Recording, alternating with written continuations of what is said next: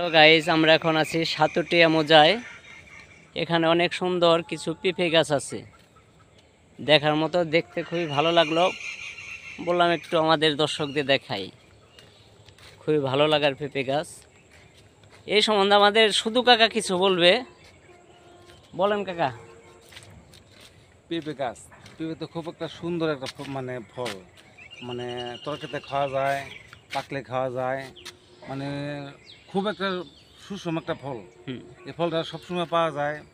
আমরা চাই সবাই এই গাছটা লাগাই, আমরা লাগাই, সবাই লাগাইতেছে, খুব সুন্দর লাগে।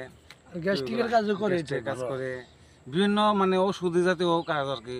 পেঁপেটা সব দিকে খাওয়া যায়, পাকলেও খাওয়া যায়, কাঁচাতে সবজিতে খাওয়া যায়।